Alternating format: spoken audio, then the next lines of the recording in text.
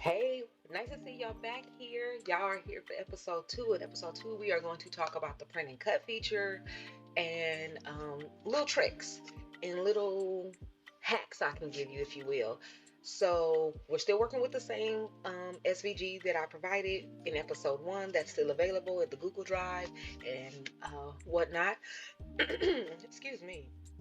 Now, with print and cut, this should be a quick and simple video.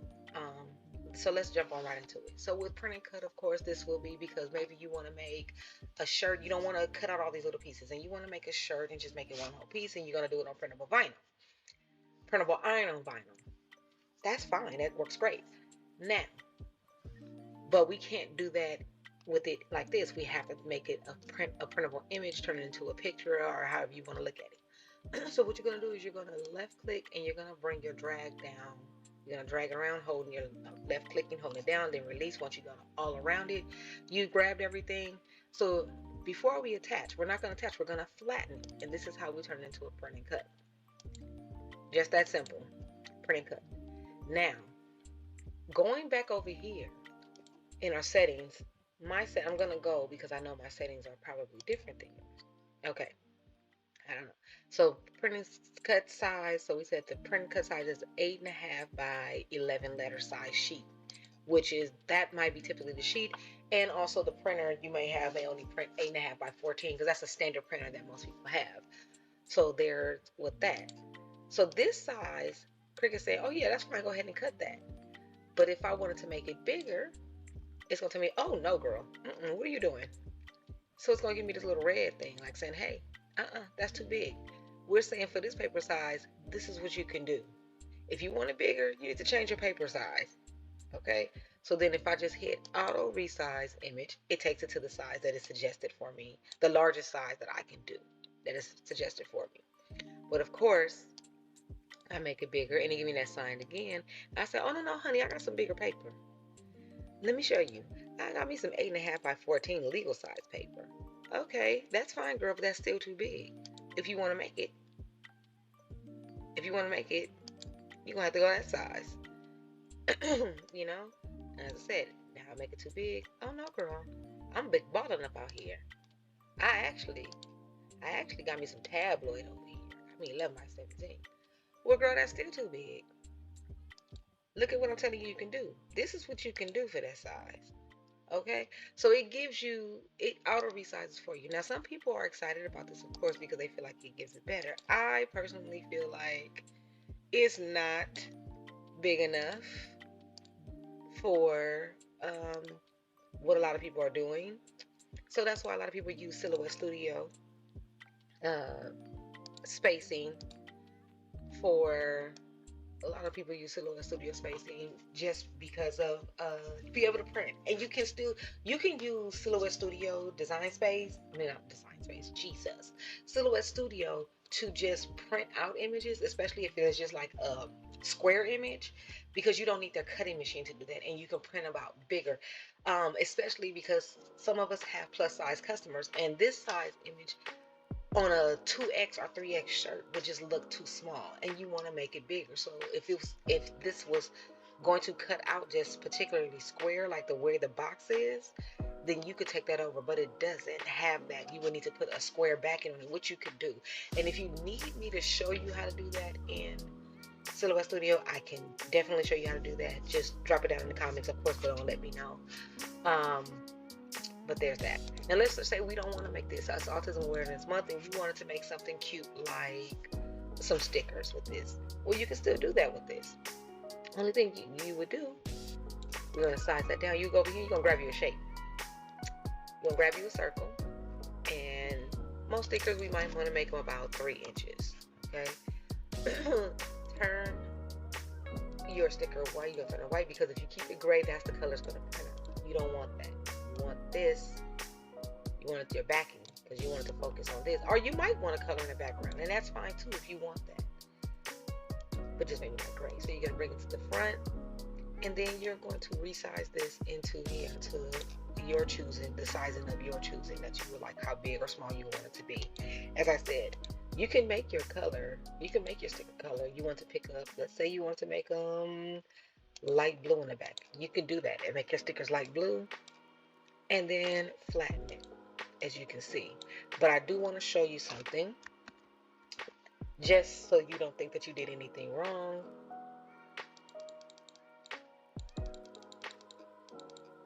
Just so you don't think that you did anything wrong in the future if you don't choose a color. Let's say if you keep it white. When you go in, when you drag it over and then you go into flatten it, you'll see, you won't see it, it'll blend in. That's because it's white and it blended in. But remember how we talked about change our background colors?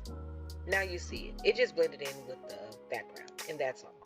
So don't think that you did something wrong or it disappeared, because that's what happened. You'll see as you move it around, and then you'll see too your size has told you that it's 3 inches on here, right? So then when you go to make it, to make your stickers, at 3 inches you will be able to fit about 6 stickers on a sheet. So you can cut you about 6 inches on a sheet. Now of course, if you go and you make it, I'm gonna lock this back. If you go and you make them 2 inches, you'll be able to get more. You can get about 12. You know, depending on what you're putting your sticker on is how the sizing that, of course, you would choose. What is happening? I don't want Cricut access. Okay, there we go. And then, of course, as I said, if you go down, then you can get more. The smaller, the more you can fit on the sheet. But, and of course, the larger, the less you'll fit. If you went up 4 inches, you probably only get about 4 stickers on the sheet. You see the rhythm that's going on here, okay? And if you decide, like, you know what, no, I don't want to do stickers, you can just go and you can unflatten. You'll go back and you'll go your circle and you can take that out.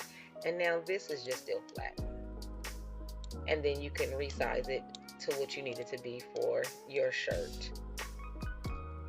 I just go with making it big and then letting Cricut tell me what size it has to be. Because to me that just makes it easier. Then I don't have to keep on dragging and pulling and figuring out, you know.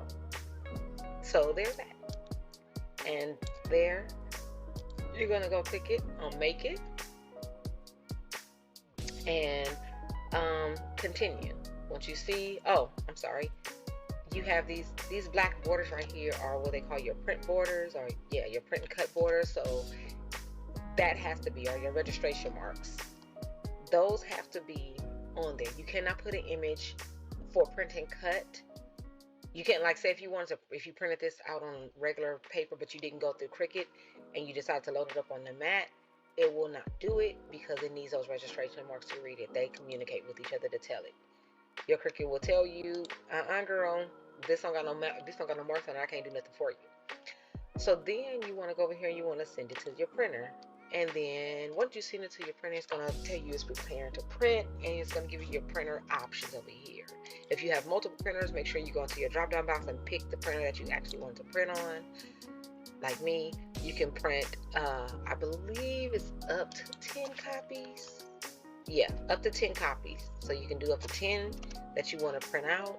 You want to leave your ad bleed on because it keeps it from having lines, white space in between the cutting, because it is a machine and it has flaws and errors. So the ad bleed on gives it that extra space that it needs just in case, especially if it's on a finer line. So you want to leave that on, and then you're going to go ahead and print it. Then once you print it, you'll get your material. If you're doing a shirt, you're more than likely printing on a printable iron-on. You see I have dark set here, but remember, you go here and you can pick. If you have light, you will go in here and you will find light. But I have dark, and here's one of the hack I'm gonna tell you about. You might already know this, you might have heard this, you might not know, you might not have faith in it, but I'm here to tell you, tried and true and tested. You do not have to buy light transfer, printable transfer for light shirts and then dark for dark. You can use dark for both, and it's actually comes out better. And it's less confusing, because when you're doing light, you got to remember to reverse it. When you're doing dark, it doesn't reverse. It's all those, not all those, but that little nuance that sometimes will cause you to have mistakes because, oh, I forgot to flip it over. Oh, I forgot not to flip it over. I wasn't supposed to flip this. And printable iron-on dark works for both, all color shirts. Light color shirts, dark color shirts. It works, let me tell you. Now, the brand that you choose, that's on you. I personally have used Niv, I believe that's how you pronounce it. I can drop it in the link. I can drop a link to it off of Amazon for you in the comments. But just printable iron dark. So then you will go with your printable iron dark option. You will click it, and then of course, like I told you before, it's going to tell you no clamp A. You don't need clamp A. Just make sure that is in there. Load your matte press, and you can press fast mode if you want or not. Typically, when it comes to something with intricate cuts like this, I let it take its time and don't do fast mode. But that's it. And you will have you a print and cut, and you can press it on your shirt. Or like I said, if you make your stickers, you don't need to go through. If you're going to make stickers, you would, let's go over the steps of stickers. I'm sorry, I did not go over this. So if you're going to do stickers, you would, I'm not going to make it into a shape, because you saw how I made it a shape. Let's say I'm making the stickers. I'm doing 6 of them, like a 3 inches. Let's say I'm doing that. If I'm doing stickers, I've already, you go through the same thing. You send it to your printer, you print it out. And then I use for my sticker, not clear, I use printable sticker white paper. That's the setting that I use. And I can also drop the link of the printable sticker paper that I use as well. And then you would do that in the same thing. Once you do that, it's going to cut out the shape. If you put a square, if you put a shape, you do that. It'll cut out for that. And that is basically how you print and cut. It's making sure that you flatten. So say we flattened, we sized, we make sure it matches our paper size, and then we go to make it. We hit print. We select our print options. We make sure the add to bleed is on, and then we pick our material that we're using, and then we go for it to be great. Thank you for tuning into episode 2. I hope this was helpful. I hope that you go and you make something great, and I will see you back here for episode 3, because on episode 3 it should be a TKO, right? When you versus your Cricut. See you next time.